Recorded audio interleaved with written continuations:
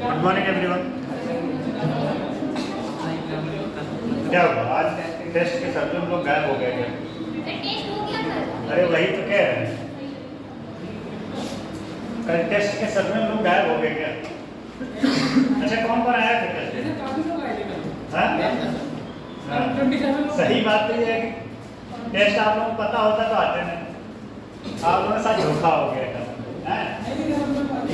किसको किसको पता था कि टेस्ट पता था? टेस्ट पता होता तो क्लास में आते थे। नहीं कुछ लोग तो आते हैं और लोग आज क्लास में कम।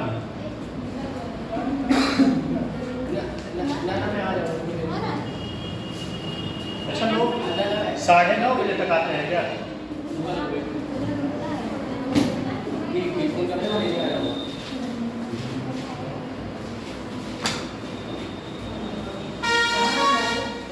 कौन कौन आंसर लिखा था बताया? कौन कौन आंसर लिखा था जो क्वेश्चन दिए?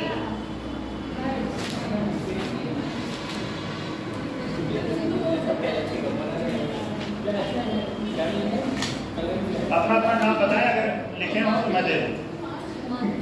माधुरी, ये आपको पहले ही आप अच्छा आंसर बेहतरीन प्रयास रहा।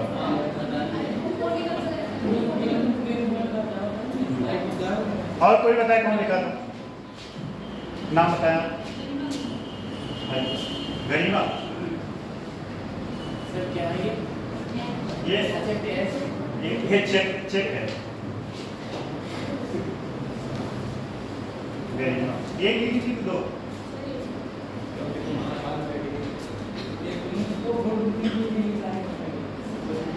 बहुत बढ़िया बैलेंस। और कौन लिखा था भाई? और लोग गायब हैं कि कोई लिखा था और नहीं लिखा था? एक आंसर और बहुत बढ़िया।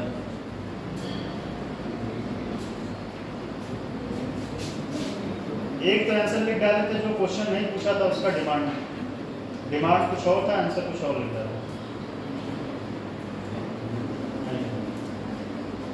इसके बाद क्लास है नहीं आप लोग? इसके बाद क्लास शायद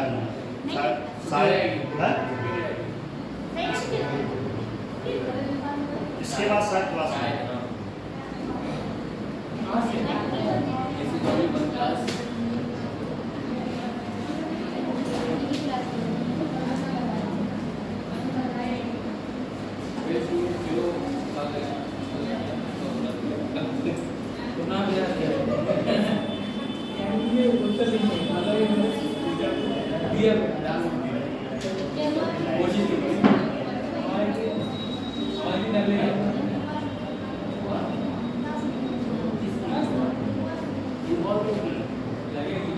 ये बताइए कहाँ तक हो चुका था?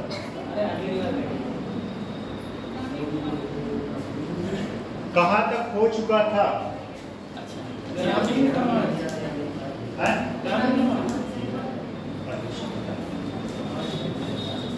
ग्रामीण समाज हो चुका था ना? ग्रामीण समाज में बताए थे क्या क्या बताया? कुछ चीजें देख लीजिए, समझा दें।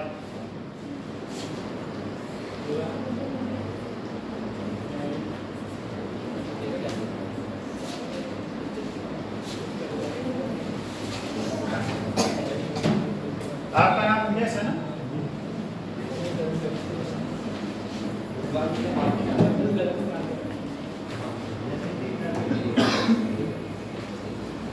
आप अपना भी आंसर ले लीजिए, लेकिन आप जो है आंसर तो लिखे हैं, लेकिन जो क्वेश्चन नहीं पूछा था वो नहीं लिखा था।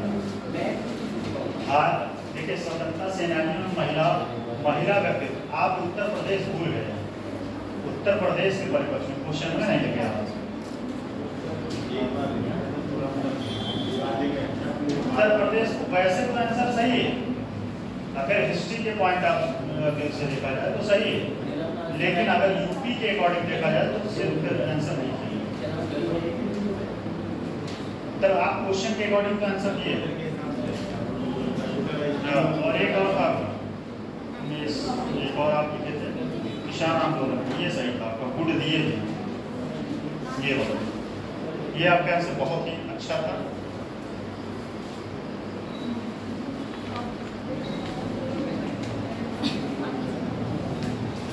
आप लोग भी लिखा करिए आंसर, आप भी लिखे थे। नाम क्या आपका? स्वाति।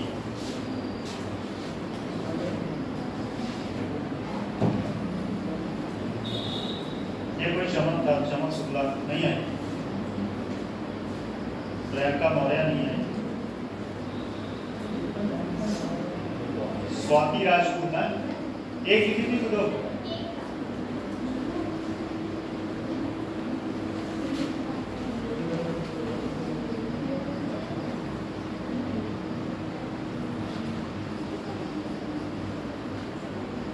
इस आंसर को आप फिर से लिखिएगा, ठीक है? जो नहीं पूछा जाता है वो सवाल में है, इसको आप फिर से लिखिए। उत्तर प्रदेश के अकॉर्डिंग आप दादा भाई नौरोजी का जिक्र करते हैं, फिर राजेंद्र प्रसाद का करते हैं, उन सबका जिक्र नहीं करना था उसको। एक बार फिर से लिख के दिखाइए। ग्रामीण समाज, ग्रामीण समाज में बताइए क्या क्या होता है?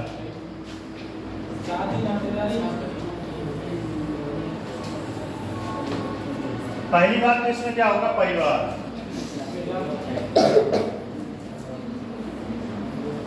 फिर नातेदारी,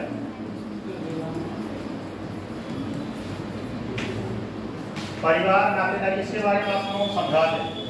परिवार नातेदारी, उसके बाद जो है ग्राम पंचायत, लिख लीजिए जाति, ग्राम पंचायत,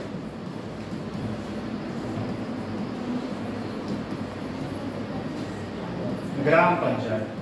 ठीक, और क्या है? धर्म, धर्म,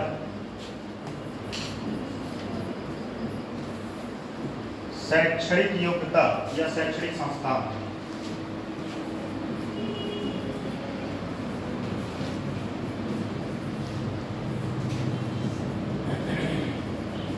संस्थान। और क्या था? आर्थिक,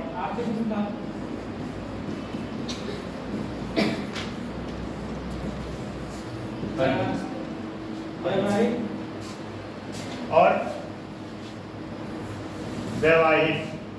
ठीक है, पहले समझिए ग्रामीण समाज में सबसे मोस्ट इंपॉर्टेंट क्या है? परिवार। परिवार से समझिए आप लोग, कुछ लोग शहर से होंगे, कुछ लोग गांव से होंगे। गांव में एकता बहुत देखते होंगे। अभी किसी को मार दीजिए, बस सारे लोग जुट के और उसका फिर मारेंगे उसको। किसी दूसरे का, एक गांव से लड़ाई हो जाए दूसरे गांव से, फिर देखिए उसके बाद सारे गांव वाले इकट्ठा होके मारेंगे। तो परिवार का मतलब ये है कि समझिए एक परिवार में यूनिटी होती है, और यूनिटी होने के साथ सारे लोगों में सामंजस्य होती है। मतलब किसी भी विचार को, बाहरी विचार, अंदर से विचार भरे मतभेद है, लेकिन बाहरी लोग अगर उसमें अटैक करेंगे तो फिर वो एक साथ एकजुट खड़े हो जाते हैं। ठीक, परिवार में ये होता है। संयुक्त परिवार, ज्यादातर गांव में क्या होता है? संयुक्त परिवार होता है। क्या होता है? संयुक्त परिवार। परिवार में 7 लोग रहते हैं, संयुक्त परिवार। परिवार में एकता होता है, ठीक है। लेकिन एक इसका ड्रॉबैक ये है कि परिवार जो है, जब संयुक्त परिवार होता है तो ग्रोथ उसका थोड़ा रुक जाता है। कुछ ऐसे अपवाद हैं कि जो ग्रोथ करते हैं, लेकिन ज्यादातर तो ग्रोथ रुक जाता है। ठीक, नातेदारी में क्या है? नातेदारी आप लोगों को बताने की जरूरत, नातेदारी वही है एक दूसरे से जो है रिलेशन बनाना। मतलब जब आप किसी दूसरे के यहाँ आपका जो रिलेशन होता है नातेदारी, उसमें कोई ज्यादा वो नहीं है। जाति, ये बहुत इंपॉर्टेंट है। जाति व्यवस्था जो है गांव में एक तरीके से कहा जा सकता है आर्थिक दृष्टि से भी इंपॉर्टेंट है। कैसे? जैसे पहले गांव में क्या होता था कि लोगों के पास जैसे जाति वर्ग होता था, ब्राह्मण वर्ग था, ठीक, क्षत्रिय, उसके बाद वैश्य, शूद्र, सारे लोगों का अपना अपना। एक चीज और समझ लीजिए, गांधी जी जो है जाति व्यवस्था के समर्थक थे, लेकिन कुछ लोग कहते हैं कि गांधी जी इससे जो है उनके मतलब पारदर्शिता करते थे, वो एक तरफ नहीं उनका झुकाव था। लेकिन जाति व्यवस्था के समर्थक थे गांधी जी, वह उनका कहना यह था, गांधी जी से रिलेट करके मैं बता रहा हूँ, उनका कहना यह था कि अगर सारे जाति के लोग अपना अपना काम करें तो समाज में बेरोजगारी और द्वेष भावना नहीं उत्पन्न होगा समाज में। जैसे मान लीजिए आप योग्य, ठीक, आप पढ़ लिख के क्षत्रिय, आप IAS बनिए, PCS बनिए, आप योग्य नहीं है तो आपका जो कार्य है वो करिए। जैसे वैश्य, मान लीजिए फॉर एग्जाम्पल, जैसे जब गांधी जी वहाँ दक्षिण अफ्रीका में गए तो उनके साथ इतना भेदभाव हुआ कि उनका बाल काटने के लिए कोई नहीं तैयार हुआ। बाल काटने, गांधी जी सत्य के साथ मेरे प्रयोग में लिखे थे, तो गांधी जी का कोई बाल ही काटने को नहीं तैयार। गांधी जी अपना स्वयं बाल काटते, उठ पटांग जो भी आया काट दिए। उनको ये बात समझ में आया कि हर जाति वर्ग का अपना इंपॉर्टेंस है, हर जाति वर्ग का अपना एक अलग इंपॉर्टेंस है, और समाज में अनबैलेंस नहीं होगा। समाज अनबैलेंस नहीं होगा मतलब अगर नाऊ अपना काम कर रहा है तो समाज में एक सुचारू रूप से चलेगा। पंडित अपना काम कर रहे हैं, यहाँ मेरा एक कहने का मतलब और भी है, जरूरी नहीं कि नाऊ जो है अपना काम ही करे, ठीक है, वो योग्य है तो IAS भी बने, PCS भी बने, ठीक है, डॉक्टर बने, इंजीनियर बने, नेता बने, कुछ भी बने, लेकिन अगर वह योग्य नहीं है तो अपने जो उसका चला आ रहा है व्यवसाय, उस व्यवसाय को वो आगे बढ़ाए। अगर उस व्यवसाय को वो आगे बढ़ाता है उससे क्या होगा? पहली बात तो उसको बेरोजगारी का मुंह नहीं देखना पड़ेगा और समाज एक सुचारू रूप से चलेगा। समझ में आया? तो कहने का मतलब यही है कि जाति इंपॉर्टेंस है, और जाति व्यवस्था होने से समाज में जो है थोड़ा अगर कहा जाए, लेकिन हाँ किसी का शोषण ना हो, जाति व्यवस्था में किसी का शोषण ना हो। मतलब अगर कोई वैश्य है या शूद्र है तो आप उससे बेगारी मत करवाइए। बेगारी का मतलब क्या होता है, कौन बताएगा? काम करवा लेना, उसकी मजदूरी ना देना। काम मतलब आप उसका शोषण मत करिए, ठीक। अगर वो काम कर रहा है तो उसके एवरेज में उसको आप जो है सैलरी दीजिए। जाति व्यवस्था के बारे में समझ में आएगी? ग्राम पंचायत आप लोग पढ़े होंगे। अच्छा, ग्राम पंचायत का कॉन्सेप्ट सबसे पहले किसका था? बहुत से। कौन बोला ये? विकेंद्रीकरण। गांधी जी क्या चाहते थे? मतलब ग्राम स्तर पे भी लोगों के पास पावर हो, और जब ग्राम स्तर पे लोगों के पास पावर होगा तो उससे क्या होगा? गांव का विकास होगा। अच्छा, ग्राम पंचायत जो है उसके आर्थिक स्रोत क्या है? ग्राम पंचायत का आर्थिक स्रोत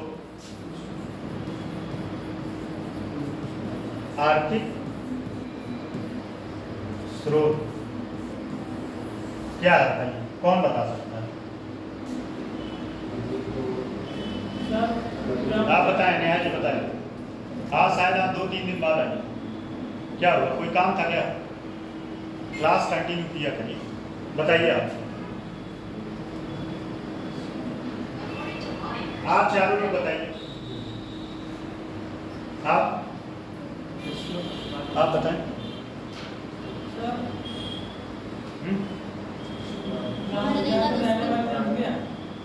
मनरेगा में जो ग्राम पंचायत में मनरेगा की स्कीम होती है उसके तहत भी रोजगार मिलता है। हम रोजगार की बात नहीं की, आप क्वेश्चन नहीं समझ। आर्थिक स्रोत क्या है?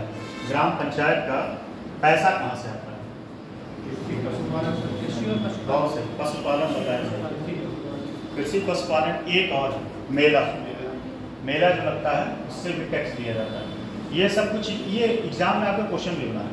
ये सब कुछ चीजें हैं जिससे उनका आर्थिक स्रोत होता है, ठीक। तो ग्राम पंचायत के होने से गांव का विकास होगा, और गांव के मतलब कहने का मतलब ये है कि गांव में जो बेसिक मुद्दे हैं, जो जमीनी स्तर के मुद्दे हैं, उसको सॉर्ट आउट किया जा सकता है। सॉर्ट आउट करने का मतलब बेसिक मुद्दे क्या होते हैं गाँव में? नाली, सड़क, पानी, ये सब सारी बेसिक नीड है गांव की। अगर इस लाइट, अगर ये सब सारी सुविधाएं रहेंगी तो गांव अच्छे से सुचारू रूप से चल पाएगा। ग्राम पंचायत का काम होता है, ठीक। अगला होता है धर्म। धर्म क्या है? धर्म बताइए, निगेटिव है या पॉजिटिव? कौन बता सकता है? कैसे निगेटिव होगा, कैसे पॉजिटिव होगा? ये एक हल्का सा कॉन्सेप्ट है इसमें। वो सबके लिए लग सकता है। बताइए एकदम से। अगर आप कट्टरवादी हो, अति, जहां अति लग जाए वो समझिए जहर है, कोई बेची। आप चाय पीते हैं, चाय तो मैं बहुत पीता हूँ, अगर आप चाय ज़्यादा पीते हैं तो आपको क्या हो जाएगा, डायबिटीज हो जाएगा।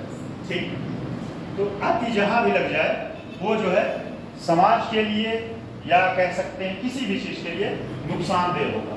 तो धर्म जो है, अच्छा धर्म से एक चीज़ और है, धर्म से एकता की भावना भी प्रकट होता है। जैसे अगर आप किसी धर्म को फॉलो करते हैं तो जो सामने वाला आपका सहपाठी है या आपके गांव के लोग हैं या जो भी हैं, आपका थोड़ा सा उनके प्रति झुकाव होता है। झुकाव होता है कि नहीं? जैसे मान लीजिए आप हिंदू धर्म को मानते हैं, तो हिंदू धर्म को मानते हैं तो हिंदू जो व्यक्ति होगा उसके प्रति थोड़ा झुकाव होगा। तो कहने का मतलब यह है कि धर्म कहीं ना कहीं एकता का भी काम करता है। किसका? एकता का काम करता है, एकता का काम करता है। ठीक, और यहाँ एक चीज, शैक्षणिक संस्थान गांव के विकास के लिए, ग्रामीण विकास के लिए बहुत सारे जो है संस्थाएं बनाई गई हैं। उस संस्थाओं के माध्यम से गांव का विकास किया जाता है, गांव का विकास किया जाता है। जैसे कौन कौन सी संस्थाएं हो सकती हैं? जैसे मनरेगा स्कीम चल रहा है, तो उससे क्या होगा, गांव का विकास होगा। विकास होगा कि नहीं? स्किल इंडिया कार्यक्रम चल रहा है, वो गांव का विकास तो होगा ही, उसके साथ शहर का भी विकास होगा। अगर स्किल इंडिया जो चल रहा है, अगर गांव के लोग स्किल होंगे तो गांव से कहां जाएंगे, बाहर जाएंगे या गांव में ही रोजगार लगाएंगे। रोजगार लगाएंगे तो और लोगों को क्या मिलेगा? जैसे मान लीजिए आप कोई प्लांट लगाते हैं, ठीक, प्लांट मतलब कोई उद्योग लगाते हैं, तो आप 4 लोगों को रोजगार देते हैं। उस 4 लोगों से क्या होगा, उन 4 लोगों से 10 परिवार कम से कम चलेंगे मिनिमम। एक अपने यहाँ होता क्या है कि एक कमाने वाला होता है और 10 खाने वाले होते हैं। अगर आप 4 लोगों को रोजगार देते हैं तो 40 लोग उसके पीछे उनका जीवन अच्छे से चलेगा। तो कहने का मतलब ये है कि शैक्षणिक संस्थाएं जो होती हैं और स्किल इंडिया, ठीक है, स्किल इंडिया और भी कई सारी योजनाएं चल रही हैं, अभी बता देंगे।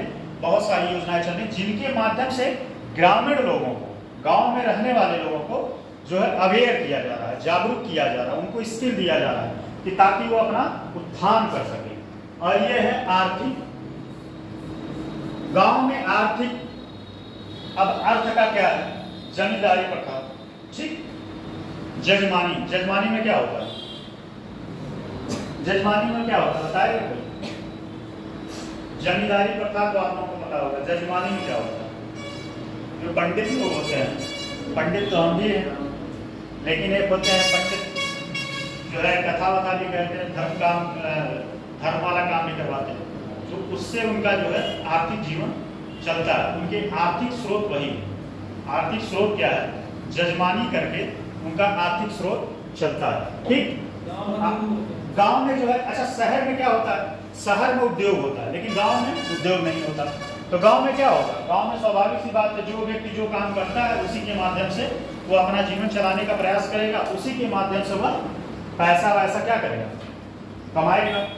पंडित जी लोग कथा बाचेंगे, हमें तो संस्कृत पढ़ने नहीं आती सही से, तो बहुत सारे लोग जो है अपना करते हैं। तो ये बातें हो गई। विवाह तो जानते ही हैं, विवाह के बारे में कुछ बताना। अब इसी के बारे में अगला लिख लीजिए, नगरीय समाज।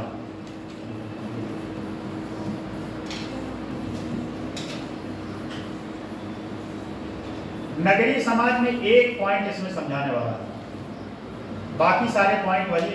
यहां आर्थिक क्या होगा?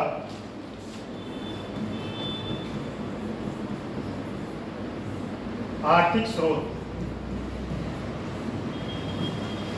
होता है औद्योगिक इकाई, ठीक है, औद्योगिक इकाई। औद्योगिक इकाई क्या होता है? यहाँ के लोग जो है इनके आर्थिक स्रोत क्या होता है? गांव में औद्योगिक इकाई लगाया नहीं जा सकता, शहर में औद्योगिक इकाई को लगाया जा सकता है। तो क्या करते हैं, वह जाते हैं इंडस्ट्री में काम करते हैं, वहां से पैसे का जुगाड़ करते हैं, पैसा कमाते हैं और उस पैसे से अपना जो है विकास करते हैं। विकास करने का मतलब जैसे अपने बच्चों को पढ़ाएंगे, अपने जीवन को अच्छा सुचारू रूप से चलाने के लिए पैसा इन्वेस्ट करेंगे, कहीं ना कहीं लगाएंगे, फिर उसके बाद बैंक में रखेंगे जिससे बाद में उनको काम आ सके। इसमें एक चीज और होता है, इसमें रूढ़िवादिता नहीं होता। रूढ़िवादिता जो है इनका समाज जो है, ग्राम पंचायत में, हाँ एक बात और है, ग्राम पंचायत में रूढ़िवादिता रहता है। गांव के लोग जो है अपने जो एक कंफर्ट जोन है उससे आगे नहीं निकलना चाहते। जैसे उनका जो चला आ रहा है वो सोचते हैं कि यही धर्म कंटिन्यू होता रहे, अपने में बदलाव नहीं चाहते। लेकिन शहरी लोग बदलाव चाहते हैं और बदलाव करते भी हैं। बदलाव करने के साथ वो है आने वाली जो भी स्कीम होती है या जो भी योजनाएं होती है या जो भी नया नया आविष्कार होता है वह उसको स्वीकार करते हैं। स्वीकार करने के साथ अपना आर्थिक, सामाजिक और सांस्कृतिक विकास करते हैं। आर्थिक, सामाजिक और सांस्कृतिक विकास करते हैं। इतनी बात समझ में आई कि नहीं? गांव के लोग थोड़ा रूढ़िवादी होते हैं लेकिन गांव में एकता होता है। शहर में लोग सेपरेट रहते हैं। शहर में क्या होता है, एकता नहीं होता, लोग अलग अलग रहते हैं। हाँ, अलग अलग रहते हैं। ठीक है, शहर में लोग अलग अलग रहते हैं, आर्थिक सोच उनका औद्योगिक है, समाज। और एक बात और है, यहाँ गांव के लोग लिख करके बता दें, गांव में जो है पितृसत्तात्मक है। पितृसत्तात्मक मतलब कि वहां जो है घर का पुरुष सर्वोपरि होता है, सारा डिसीजन उसके हाथ में होता है गांव में। जैसे आप लोग गांव से हैं तो आपके जो पापा डिसीजन ले लिए यहाँ आपकी शादी यहाँ होगा, तो अब अगर आप मना कर दिए तो घर से बहिष्कार, आज से तुम्हारे लिए इस घर के दरवाजे बंद, जाओ तुम अपना काम करो।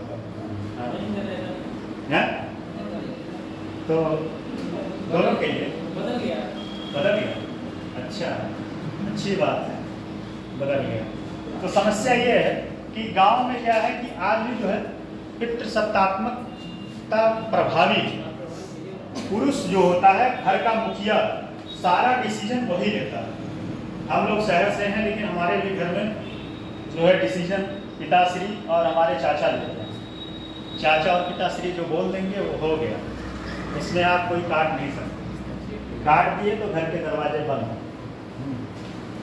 तो वही चीज है ना शहर में। लेकिन ये चीज है, शहर में समानता का भाव। समानता का भाव मतलब वहां स्त्री और पुरुष दोनों एक दूसरे के साथ कंधा से कंधा मिला के चल रहे हैं।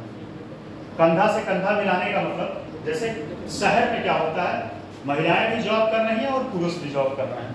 इसीलिए आप लोग समझाते हैं, आप लोग शहर से हैं, पढ़ लीजिए, नहीं तो फिर चाय बनाना पड़ेगा जीवन भर। चाय बनाते रहेंगे और फिर लेके जो है ड्राइवर बने रहेंगे।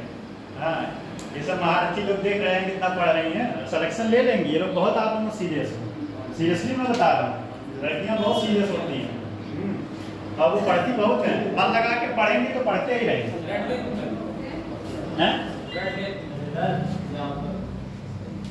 लड़कियां जो है जो पढ़ती हैं, जानेंगे लड़कियां जो पढ़ती हैं तो पढ़ती ही रहती हैं। और इसीलिए आप देखिए आए दिन हमेशा पीसीएस में इस समय ज्यादातर लड़कियां काम कर रही हैं। तो आप लोग मेहनत करिए। और क्या, ये मेरा टॉपिक ये नहीं था, टॉपिक ये था कि समाज में जो है कंधा से कंधा मिला के चल रही है। ठीक है, कंधा से कंधा मिला के चलने का मतलब कि जो काम आप कर रहे हैं वही काम वो भी कर सकती हैं और कर भी रही हैं। महिलाएं कोई ऐसा काम नहीं है कि जो न कर पाए, जो आप कर रहे हो जो वो ना कर पाए। तो समाज मतलब शहर में ये थोड़ा सा ठीक चीज रहता है इसमें। और एक चीज और, शहर में एक चीज और है, कोई किसी को ज्यादा देखता नहीं कि क्या कर रहा है, हर लोग अपने जीवन में व्यस्त होते हैं। तो एक तरीके से देखा जाए तो समाज जो है, समाज मतलब शहरी समाज में अच्छाइयां हैं तो बुराइयां भी। बुराइयां ये है, आपके घर में आप मर रहे हैं, बगल वाला आपका पड़ोसी आके आपको एक गिलास पानी नहीं देगा। लेकिन गांव में अगर कुछ हो गया पूरे गांव वाले एकदम छेड़ लेते हैं। तो भैया अगर कुछ हो गया आप टेंशन ना लो, मैं आपके साथ करूँ। शहर में आपको बताएं, मैं एक बता रहा हूँ, इलाहाबाद का है और जॉर्ज टाउन का है। दो लोग थे, बूढ़े और उनकी माता जी थी। बूढ़े भैया रहती थी और वो लोग जो है उस घर में उनके सारे बेटे जो है अमेरिका में रहते थे, बहुत अमीर थे, वो भी IAS के कोई अच्छे पोस्ट से रिटायर हुए थे। वो दोनों लोग घर में मरे पड़े थे, 1 हफ्ते तक कोई नहीं जान पाया। जब स्मेल आया तब क्या हुआ कि तब लोग पता किया आखिर स्मेल कहाँ से आ रहा है, तब जाके पुलिस वाले दरवाजा तोड़े, तब वहाँ पता चला कि वो मरे पड़े। ये होता है शहरी समाज। और गाँव में आपका 10 बजे तक दरवाजा खुले तब तक पहुँच जाए, अरे भैया क्या हुआ, क्या बात है, कहाँ सो रहे हैं, कोई दिक्कत तो नहीं है। तो गांव जो है एक तरीके से ठीक है, लेकिन गांव में लोग जो है आज भी रूढ़िवादिता है। तो शहर और गांव में समझ में आया कि नहीं? इतना समझ में आ गया। लेकिन शहरी समाज के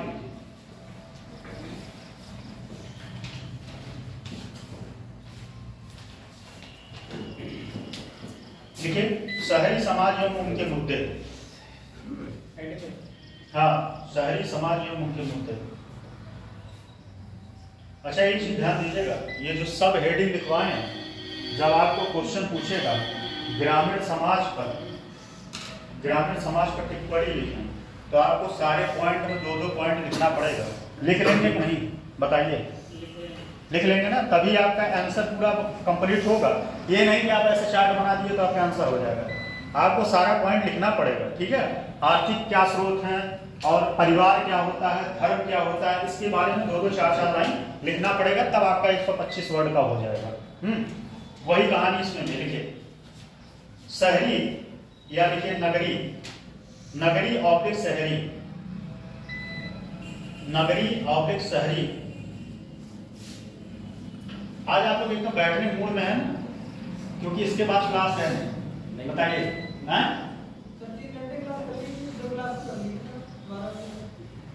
तो वही कह रहे हैं कि 12 बजे तक तो ऐसे भी पढ़ते थे आप लोग। नहीं, अभी हम पता कर लेते हैं, इसके बाद शायद क्लास नहीं है। आज मेरा ही क्लास है। नहीं चलो अच्छा भी पढ़ो, जो भी होगा देखा जो भी होगा। अच्छा टेस्ट में किसको टेस्ट में अच्छा नंबर मिला, मतलब अच्छा कर पाया, नंबर की बात छोड़िए। चलिए मेरे तरफ से एक आप लोगों को ऑफर है। ऑफर ये है कि जिसका 100 नंबर के ऊपर आएगा या 100, हाँ, उसको हम जो है एक बढ़िया वाला चॉकलेट देंगे, 90 रुपए वाला, डेरी मिल्क, 90 रुपए का डेरी मिल्क वाला chocolate. Sir 80 plus sir 80 plus में आपका सिलेक्शन, 80 प्लस में सिलेक्शन नहीं होगा। चलिए नेक्स्ट टेस्ट में बताइए कितने लोग आने के लिए तैयार हैं। आप लोगों को मैं एक ऑफर देता हूँ, मेरे तरफ से खुला ऑफर है सबके लिए। जो पहले से 2 व्यक्ति रहेंगे, पहले से 2 व्यक्ति, मैं उनको जो यहाँ का बढ़िया रेस्टोरेंट होगा वहां पे मेरे तरफ से खाना रहेगा। लेकिन कंडीशन हेलो, कंडीशन ये है कि 100 के नीचे नहीं, टॉप 2 में, हाँ टॉप 2 में जो रहेगा 100 नंबर रहे, 100 क्वेश्चन सही होना चाहिए। 100 क्वेश्चन सही होगा, जितने लोग होंगे उन सबको मैं पार्टी दूंगा। 100 क्वेश्चन नहीं, टेस्ट हम नहीं बनाएंगे, टेस्ट चाहे भी बनाएंगे, लेकिन हमारे तरफ से रहेगा। आप लोग टेस्ट भारी मात्रा में दीजिएगा, जहाँ कहोगे वहाँ हम आप लोगों को खाना खिलाएंगे। सर आपने कल का टेस्ट देखा? सर टेस्ट देना इतना फाउंड साइज इतना छोटा था, बहुत दिक्कत हो रही है, मतलब देखने में दिक्कत हो रही है, उसी में टाइम बहुत वेस्ट हुआ था। अच्छा टेस्ट कर आप आई थी नहीं? ये है सर, ये है सर, ये है देखिए। अरे अभी नहीं, टेस्ट का कैसा रहा, मतलब मॉडरेट था कि टफ था? जो मैं पढ़ाया था वो कर पाए थे नहीं? मेरा सोचिए अभी ट्रेलर है, अभी सिर्फ एक पोर्शन खत्म हो रहा है हिस्ट्री।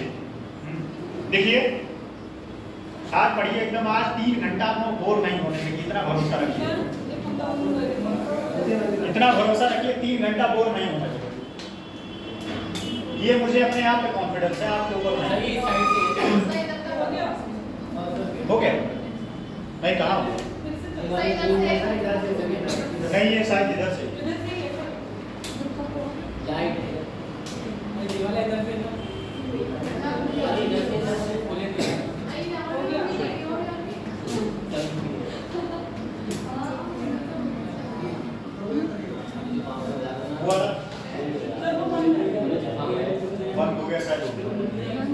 चलिए लिखिए। तो ऑफर एक्सेप्ट है आप लोगों को, बताएं यार अपने जेब से खर्च करेंगे, ये बात हमको यहाँ एक्स्ट्रा नहीं मिलेगा पैसा कि जो जेब से हम चाहते हैं ना आप लोगों के अंदर एक आग जले, पढ़ें, सिलेक्शन, ठीक है, सिलेक्शन है इस वजह से, और नंबर ज्यादा लाएंगे तो आप ही लोगों को फायदा होगा। लिखिए, नगरीय और शहरी समाज संरचना की अपनी विशिष्ट प्रकृति है, अपनी विशिष्ट प्रकृति है, अपनी विशिष्ट प्रकृति है। नगरीय समाज की प्रमुख, नगरीय समाज की प्रमुख संस्थाओं का, नगरीय समाज की प्रमुख संस्थाओं का विवेचन करके हम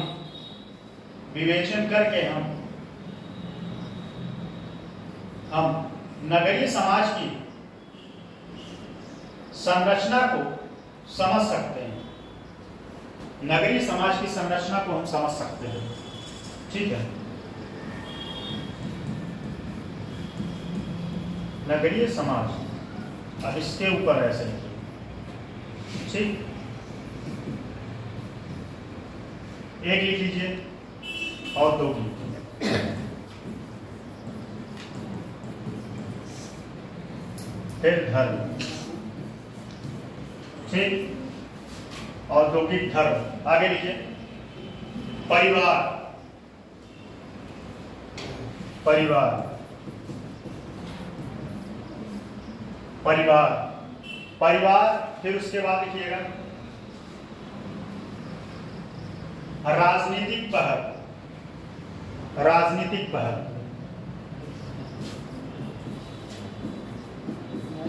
अच्छा इसको नहीं समझाया था ना, इसको भी समझा देते हैं। राजनीतिक पहल,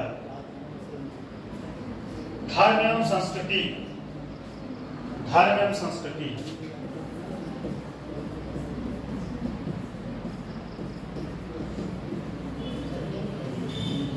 धर्म एवं संस्कृति, एक और लिखिए, महिलाओं की स्थिति,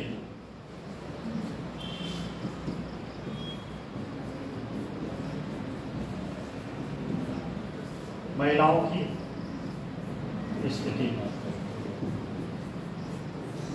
महिलाओं की स्थिति, और लिखिए सामाजिक मूल्य में परिवर्तन,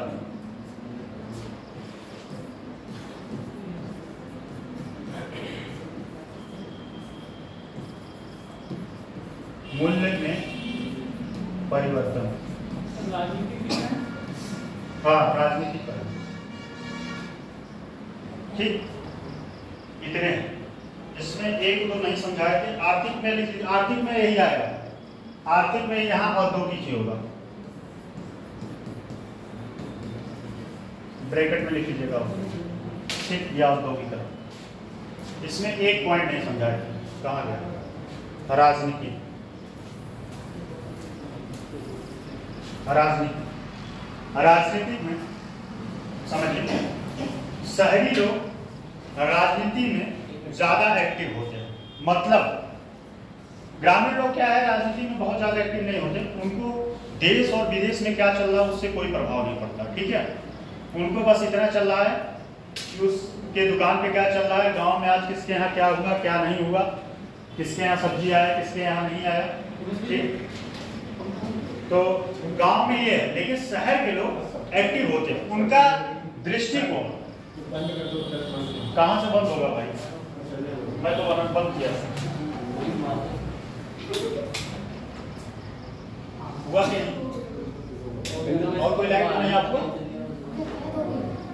ठीक, क्या हुआ, क्या मर पीछे से हवा आ रही, क्या क्या बोला भाई, अब क्या कर सकते हैं, आज मौसम ऐसा है कि बारिश हो गई। चलिए समझिए, देखिए शहर के लोग जो है राजनीतिक रूप से, इतना बढ़िया मौसम है, हम लोग इलाहाबाद इतना तरस जाते थे ऐसा मौसम, सच में इतनी गर्मी होती है वहाँ, क्या होता है, आप लोगों का किस्मत है कि आप ऐसे क्लाइमेट में पैदा हुए, सही लिखिए, समझिए।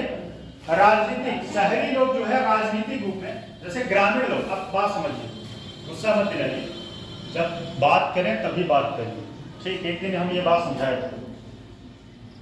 ग्रामीण लोग जो है उनको राजनीति, उनकी राजनीति गांव स्तर की होती है, ठीक है। उनको चौराहे पे क्या हो रहा है इससे मतलब, गांव में क्या हो रहा है इससे मतलब है। लेकिन शहरी लोग, उनका दृष्टिकोण उच्च होता है। उच्च इसलिए होता है क्योंकि वो लोग शिक्षित होते हैं। उनको नेशनल और इंटरनेशनल इश्यूज के बारे में डिस्कस करते हैं, ठीक है। जैसे देश में क्या चल रहा है, देश में इस समय देश में क्या चल रहा है बताइए, देश की स्थिति क्या है, कौन बता सकता है। भारत इस समय, विदेशों में भारत का क्या प्रभाव है, आईआर का। मेरा मिर्जापुर में आईआर में हुआ है, इंटरनेशनल रिलेशनशिप में पढ़ाने के लिए। बताइए बताइए कौन बता सकता है, बताएं कृष्णकांत जी आप। भारत में, भारत की स्थिति इस समय विदेशों में कैसी है?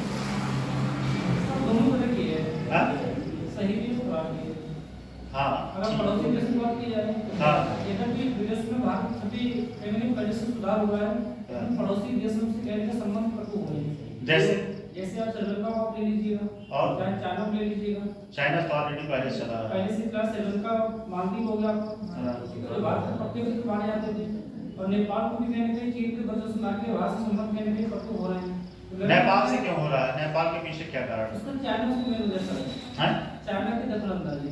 काला पानी नाम सुने? काला पानी के पास नदी विवाद है, लेकिन पड़ोसी से संबंध कहने कटु हो। सही है भारत की स्थिति, लेकिन अगर इंटरनेशनल लेवल पे देखा जाए तो पहले से ज्यादा बेटर, पहले से ज्यादा बेटर भारत का जो है स्थिति पहले से ज्यादा बेटर है।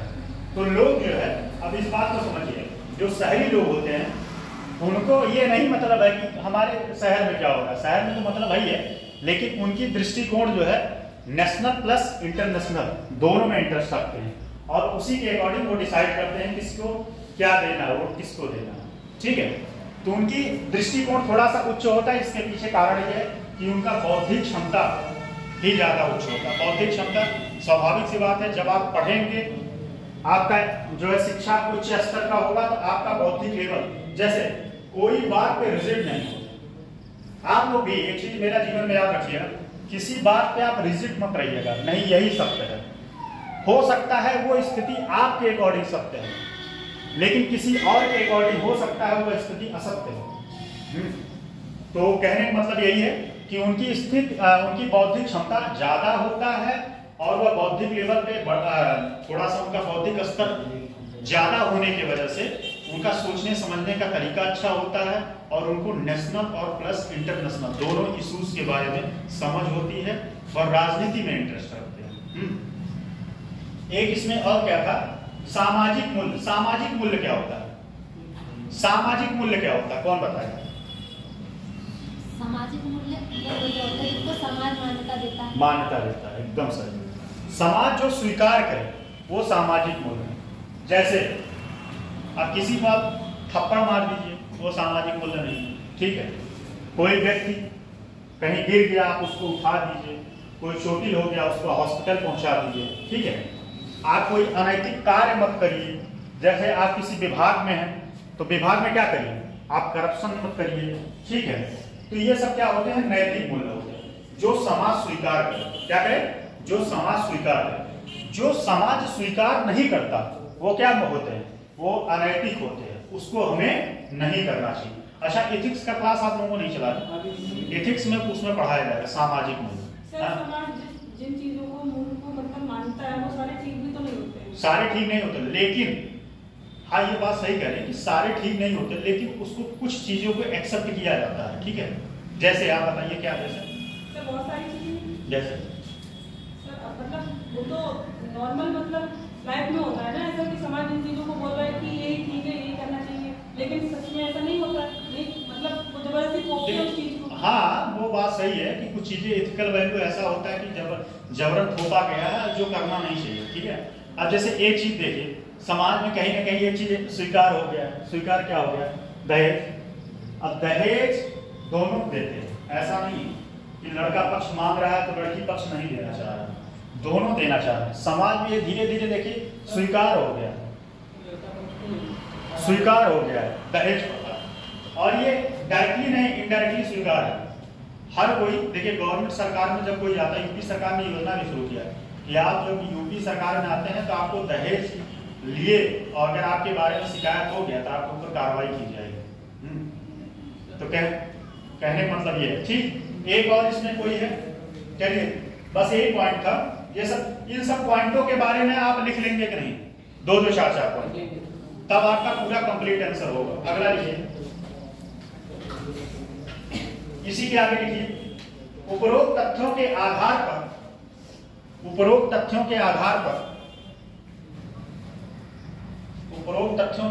पर कहा जा सकता है कि उत्तर प्रदेश की नगरीय सामाजिक संरचना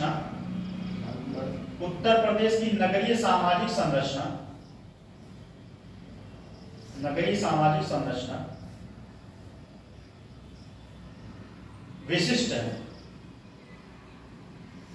और यह परिवार, जाति और वैवाहिक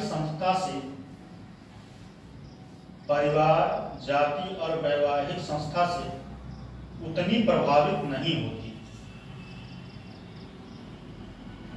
जैसे एक नया कल्चर आ गया है, एक इसको समझ लीजिए तो मैं बता रहा हूँ, लिख लीजिए, परिवार वैवाहिक संस्था से उतनी प्रभावित नहीं होती जितनी की ग्रामीण संरचना इन सब सारी चीजों से ज्यादा प्रभावित होता है, लेकिन शहरी नहीं प्रभावित होता। शहरी समाज में महिलाओं की स्थिति भी अपेक्षाकृत बेहतर होती है। साथ ही राजनीतिक और आर्थिक जागरूकता भी देखने को मिलती है। साथ ही ऐसे लिखिएगा, साथ ही नगरीय समाज में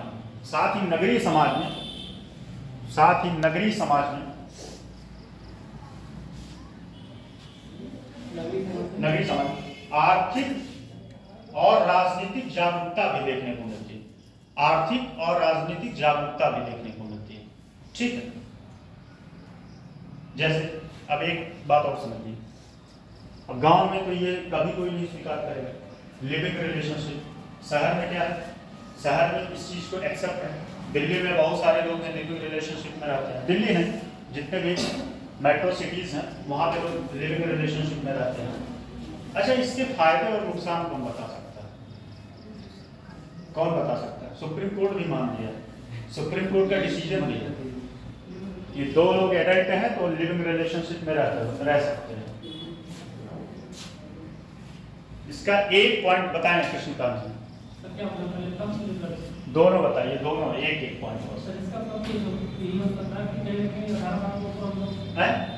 18 इयर्स प्लस आपके हो जाते हैं तो कहीं कि कानून की दृष्टि में हम बेस्ट हो जाते हैं। तो भारत के प्रत्येक नागरिक को कहीं ना कहीं अधिकार है तो अपने जीवन साथी चुनने का अधिकार है। तो 18 साल की उम्र कह रहे हैं कि हम मान सकते हैं कि भारतीय नागरिक हो गए, कानून की दृष्टि में वैध हो गए, बेस्ट हो गए। हमने एक पॉइंट एक शब्दों में पूछा था, इसका नेगेटिव और पॉजिटिव इंपैक्ट।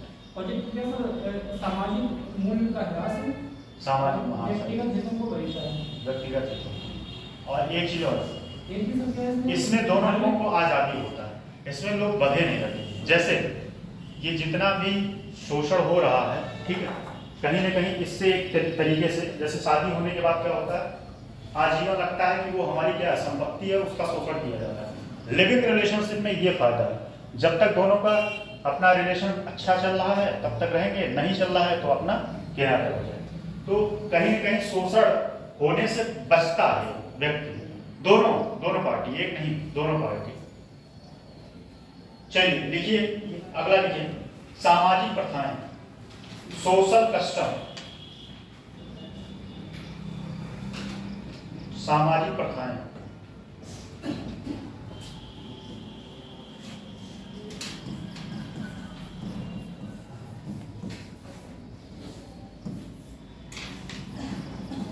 सामाजिक प्रथाएं,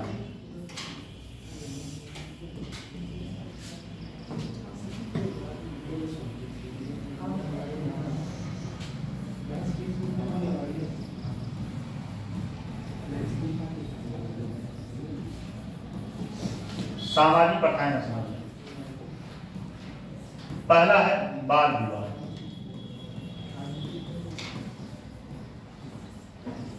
दूसरा दास प्रथा। बाल विवाह, दास प्रथा, अभी सबके बारे में हम समझा देंगे। और फिर विधवा प्रथा।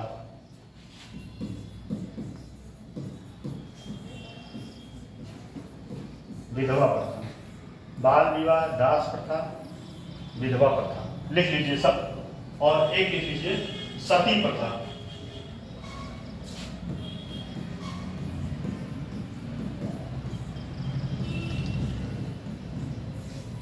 सती प्रथा, ठीक।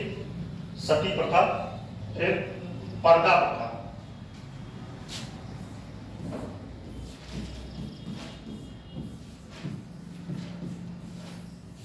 पर्दा प्रथा,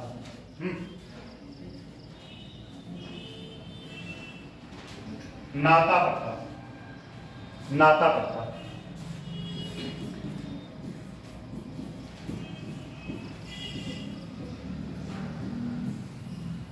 ठीक है।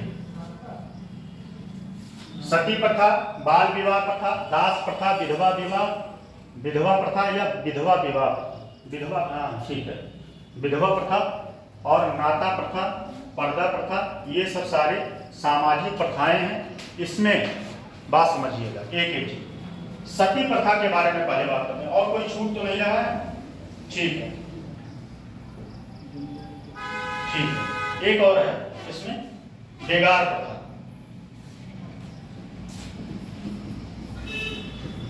बेगार प्रथा, बेगार या बेगारी प्रथा, ठीक। पहले बात करते हैं सती प्रथा। सती प्रथा जो था समाज में, रूढ़िवादी समाज में स्वीकार था। सती प्रथा किस समाज में? रूढ़िवादी समाज में स्वीकार था। मतलब वह कहते थे कि यह हमारा धर्म से संबंधित मुद्दा है और इसमें छेड़छाड़ करना किसी बाहरी व्यक्ति का करना गलत है। अच्छा, इस प्रथा को बंद कराने में दो लोगों का विशेष योगदान था। कब किया गया था? 1829 में। कौन किया था? राजा राममोहन राय। और कौन था? कौन बंद किया था? बैक्टिंग। बैक्टिंग, ये इसको बंद कराना है। यह समाज, एक तरीके से कह सकते हैं, समाज की कुरीतियां, ये समाज में जो है एक्सेप्टेबल नहीं है। अब नहीं है। पहले था, ठीक है, पहले था लेकिन अब नहीं है। अब ऐसा हो जाए तो फिर हो ही नहीं सकता। पहली बात तो यह अवैध, आप कहीं भी जान जाएंगे तो यह अवैध है, ठीक। इस प्रथा को बंद कराया गया, ठीक। सती प्रथा और फिर उसके बाद बाल विवाह प्रथा। अच्छा बोलिए क्या? बाल विवाह प्रथा। बाल विवाह प्रथा को रोकने में सबसे बड़ा योगदान किसका है? अच्छा ये बताइए, शारदा एक्ट जो आया था, शारदा एक्ट पता कब आया था? ये बताइए, अब आप ना बताइएगा, कोई बताए उसमें उम्र कितना था बाल विवाह का? कौन बता सकता? 14 सही। उसके पहले कितना होता था शादी? आपके यहाँ भी अभी ये प्रचलन है कि नहीं, किसी को होता है कि नहीं बाल विवाह? आप शहर से हैं? कितने लोग गांव से हैं यहाँ? अच्छा शहर गांव तो हम भी हैं। किसके यहाँ कोई अभी भी है प्रथा कि गांव में जो है कम उम्र में ही शादी करा दिया? अभी भी होता है 18 साल के पहले।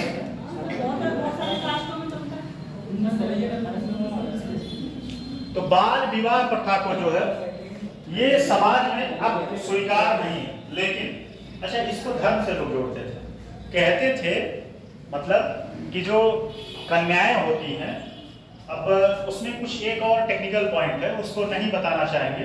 कहते थे उसके पहले उनका पाँव पूजने से जो है पुण्य मिलता था, तो वो टेक्निकल पॉइंट है। तो इस वजह से वो जो है ऐसा मानते थे लोग कि कम उम्र में शादी कर दिया जाए, कम उम्र में शादी। लेकिन उससे होता था क्या था कि उनका शारीरिक विकास नहीं होता था। किसका? महिलाओं का शारीरिक विकास नहीं होता था, और जो बच्चे पैदा होते थे वो भी कुपोषण ही होते थे, क्योंकि स्वाभाविक सी बात है आपकी बॉडी जो है अभी उस योग्य नहीं बनी है कि एक नए बच्चे को जन्म दे सके। इस वजह से जो है ये कहीं ना कहीं समाज में कुरीति थी, और धीरे धीरे इसको बंद भी किया गया। ये प्रथाएं हैं, ध्यान दीजिएगा, लेकिन अब वर्तमान समय में चल नहीं रही। इसके बारे में आपको थोड़ा सा निगेटिव बात लिखना पड़ेगा जब आप लिखेंगे। एक पर्दा प्रथा, पर्दा प्रथा कहाँ चलता है सबसे ज्यादा? नहीं, किस धर्म में ज्यादा चलता है? मुस्लिम धर्म में सबसे ज्यादा। हिंदू धर्म में भी है। आज भी जो है गाँव में चले जाइए, देखिए कि वहां पे जो है जो महिलाएं होती हैं वो घर के बाहर नहीं निकलती। बहुत घर के आज भी गांव में पर्दा प्रथा है, आज भी है। शहर में शादी होके आया, बहू बैठी है और उसके बाद उसके ससुर भी बैठे हैं, चाय पी रहे हैं। हम जहाँ रहते हैं वहाँ भी ये स्थिति मैं देखता हूँ। तो ठीक है, जरूरी है, सही है, समाज के हिसाब से परिवर्तन होना बहुत जरूरी है और सही भी है। क्यों जरूरी है कि भाई महिलाएं ही पर्दा करें? क्यों करें? उनको भी करना चाहिए। मैं आपको सहमत हूँ आपकी बात से, सबको करना चाहिए, और करना ही नहीं चाहिए भाई, किसी को नहीं करना चाहिए। तो पर्दा प्रथा हुआ, ठीक है। विधवा प्रथा था। विधवा प्रथा में क्या था कि पहले महिलाएं जो है जब एक बार विधवा हो जाती थी, ठीक है, तो पुनः उनका विवाह नहीं होता था, पुनः उनका विवाह नहीं कराया जाता था। कहा जाता था कि ये कोई ना कोई पुनर्जन्म का पाप था, जिसकी वजह से ये विधवा हो गई और दोबारा से शादी करेंगी तो और भी पाप हो जाएगा और इनको जो है नरक मिलेगा। ठीक, तो इस वजह से, लेकिन धीरे धीरे जब समाज हम लोगों का विकसित हुआ और लोगों का बौद्धिक क्षमता बढ़ा, तो आज समाज में चाहे विधवा हो चाहे ऐसे हो, 4 शादियां हो रही। फिल्म इंडस्ट्री में देख लीजिए, 4 महीना 4 साल 5 साल रिलेशन चलेगा, उसके बाद खत्म, फिर किसी और से। आशीष विद्यार्थी एक्टर को जानते हैं, 60 साल की उम्र में शादी किया। आशीष विद्यार्थी, कबीर बेदी जो है 60 साल की उम्र में। तो ठीक है, सही है, हर आदमी का अपना अपना विचार है और सही भी है समाज के अकॉर्डिंग। दूसरा है बेगारी प्रथा। बेगारी प्रथा जैसा कि आपने डिस्कस कर दिया था, क्या है बेगारी प्रथा? क्या है? भाई जो मजदूरी करवाते हो उसका पैसा ना देना। ठीक है। एक अगला आता है नाता प्रथा। अच्छा, इसका नाता प्रथा में ये आदिवासी लोगों का है नाता प्रथा, और इसमें इतनी कुरीतियां हो गई थी। इसमें होता क्या था कि जब आदिवासी समाज, इसमें किसी समाज का जिक्र नहीं किया था। आदिवासी समाज में कुछ अनुसूचित जनजातियां थी जो शादी करती थी और 3-4 साल रहते थे साथ में। बाद में क्या होता था कि उनका मन नहीं बना तो आप फिर छोड़ के किसी दूसरे पुरुष के साथ रहने लगे। इसमें खरीद फरोख्त का भाव होने लगा था। खरीद फरोख्त मतलब कि जैसे आज भी देखिए, जीता जागता एग्जाम्पल बता रहा, आज भी जो है जिन लोगों की शादी नहीं होती, हमारे गांव में हम तो देखे हैं, हमारे गांव में 80 लोग जो है जिनकी शादी नहीं होती, जाते थे कलकत्ता कमाने। कलकत्ता मतलब बंगाल कमाने जाते थे और वहाँ से जो है शादी करके लेके चले आते थे। तो शादी करके लेके आते थे कैसे? जैसे उन लोगों के यहाँ बड़ी गरीबी थी, ठीक है, खाने पीने को बहुत लाले पड़ते थे। तो खाने पीने को लाले पड़ते थे, उनको लगता था कि जब हम अपना बात समझिए, ये हम मजाक वाली बात नहीं बता रहे, सीरियस बात बता रहे हैं, बस इसको रिलेट करके बता रहे हैं। तो उन लोगों को लगता था कि भाई जब हम अपना जीवन नहीं जी पा रहे हैं तो हम बच्चों को कैसे पालेंगे। तो इस वजह से वो जो है कुछ पैसे लेके और कुछ ऐसे ही अपने बच्चों का, मतलब बेटियों का शादी कर देते। हमारे गांव में 2, 3, 4, हमारे ख्याल से 2 या 3 बंगाली आई हैं। तो आप लोगों के यहाँ भी कोई बंगाली आए कि नहीं? 5 आई है, बिहारी नहीं, बंगाली आई। तो ये ऐसे ही था। तो इसमें क्या होता था, खरीद फरोख्त होने लगा था। खरीद फरोख्त, ये सब बातें मैं इसलिए समझाता हूँ ना कि चीजें आपको कहानी दिमाग में रहे। फैक्ट किसी को कुछ याद रहता नहीं, मुझे भी नहीं याद रहता ज्यादा, कहानी याद रहता है। तो कहानी ये है कि मतलब इधर देखिए, महापुरुष लोग आप इधर देखें, कहानी ये है कि जैसे देखिए दिमाग डाइवर्ट हो जाता है, फिर स्लिप होने लगता है। कहानी ये था कि जो है खरीद फरोख्त होने लगा था, लोग जो है इसका शोषण करने लगे, जैसे पैसे दे के महिलाओं का खरीद होने लगा था और उनका शोषण होने लगा था। तो ये कहीं ना कहीं कुरीतियां बनने लगी थी। नाका प्रथा। ठीक, इतना डिटेल जाके बताते हैं, मजा नहीं आता आप लोगों को सुनने में। अब लगता है कि बस ऐसे लाइन लाइन बता के चल के निकल गए। एक और है दास प्रथा। कौन बताए? आप बताए नेहा जी। दास प्रथा को कब रोका गया था? हाँ, किस सन में, और उसमें किसका योगदान था? आप बताएं, आप लोग बताएं। स्वाति राजपूत आप बताएं। देखिए आंसर लिखने से ही फायदा है कि नाम याद हो रहा है। हाँ बताइए।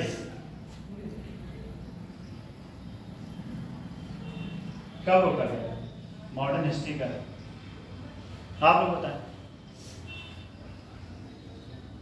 आप बताएं, आपसे पूछना कब रोका गया था दास प्रथा, किस सन में? नहीं आता? ऑप्शन दें हम? चलिए मैं ऑप्शन देता हूँ। 1941, 1942, 1943, 1944, 1945। ऑप्शन भी आसान थोड़ी होता है, ऑप्शन भी पाना आसान नहीं होता। कितना? 43। सही। और कौन रोका था? किसका योगदान था दास प्रथा? कौन बता सकता है? कौन गवर्नर जनरल था जो इसको रोकने में भूल कर?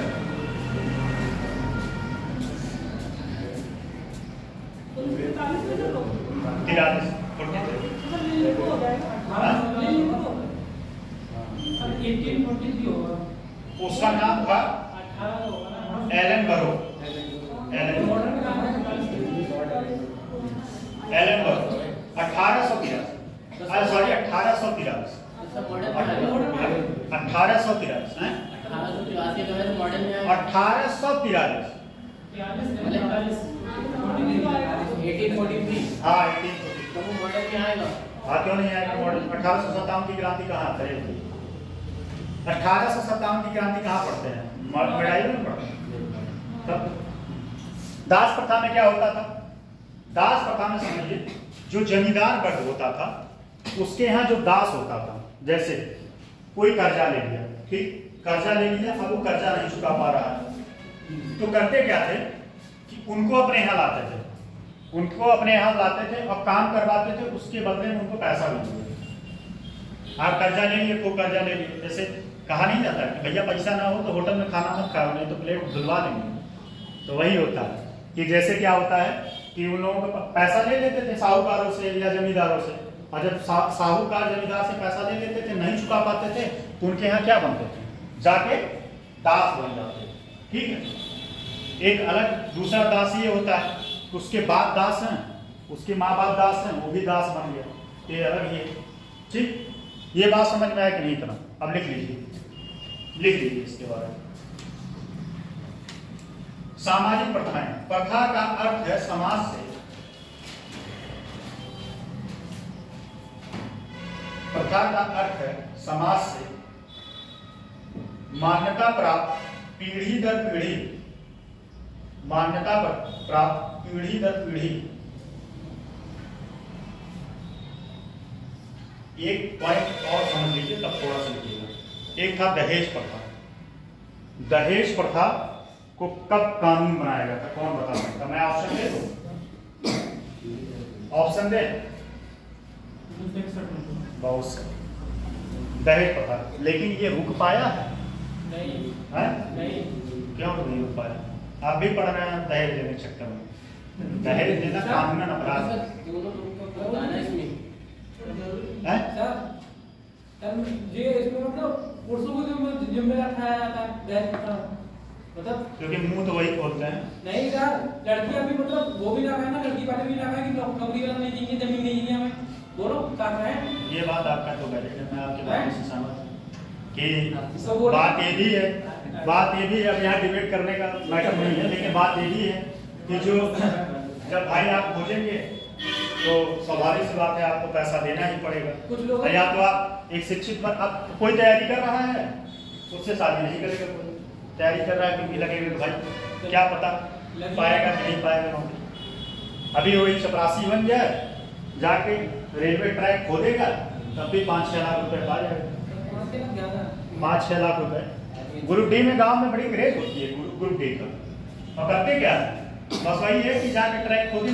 तो दहेज प्रथा कहीं न कहीं समाज में स्वीकार है, इनडायरेक्टली, डायरेक्टली नहीं, इनडायरेक्टली, और दोनों पार्टियां स्वीकार है। परिवार जो शादी करता है वो भी, जिसके पास, देखिए जिसके पास जैसा पैसा होता है वो उस हिसाब से अपना शादी खोजता है। किसी के घर में पैसा इनकम अच्छा है तो सरकारी वाला लड़का खोजेगा, नहीं इनकम अच्छा है तो प्राइवेट वाला खोजेगा, ठीक। और जो रिस्क लेना चाहता है वो तैयारी वाला खोजेगा कि चलो क्या पता कल को PCS हो जाए या दरोगा हो जाए या फिर पुलिस हो जाए। सर इसका पॉजिटिव पॉइंट कुछ होता है? मेरे एक सीनियर हैं, वो इस समय बाल विकास अधिकारी हैं। सर मैं ये कह रहा हूं इसका दहेज प्रथा का पॉजिटिव पॉइंट कुछ होता नहीं होता, अब इससे पक्ष में कर दिए जाए तो क्या? देखिए पॉजिटिव इम्पैक्ट तो नहीं कह सकते भाई, पॉजिटिव, क्योंकि ये इसको आप लिख भी नहीं सकते किताब में, कितना भी पॉजिटिव हो, लेकिन आप कॉपी लिखते समय आप इसको पॉजिटिव नहीं वैसे व्यवहार भाषा में कह सकते हैं, पॉजिटिव पॉइंट का कह सकते हैं। अब पॉजिटिव में यही है कि थोड़ा सा भाई दोनों का बैलेंस हो जाता है, स्वाभाविक सी बात है, खर्चा भाई उसका भी शादी में पैसा खूब लगेगा, इसका भी पैसा खूब लगेगा, या तो दोनों से पक्ष ये तैयार हो जाए चलिए मंदिर में शादी करते हैं, पैसा 1 रुपया नहीं लगेगा, तो पैसा एक पॉइंट मैं समझा रहा था, समझिए। एक मेरे सीनियर है और वो इस समय बाल विकास अधिकारी है, उनकी शादी हुई थी तो इलाहाबाद में तैयारी करते थे और सिलेक्शन उनका शादी के 2012 में शादी हुई थी और 2020 में PCS में, सोच, और रिस्क लेके शादी हो गया था, नहीं तो शादी कर पाते PCS से। चलिए देखिए समाज ये पता चल गया ना, पीढ़ी दर पीढ़ी, पीढ़ी दर पीढ़ी, पीढ़ी दर पीढ़ी प्रथाएं, एक मिनट, पीढ़ी दर पीढ़ी हस्तांतरित होने वाली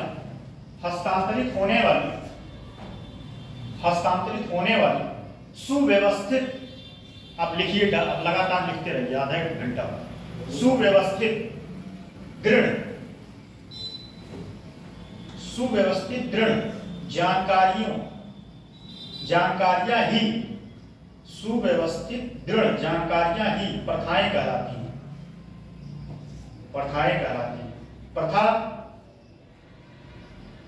प्रथा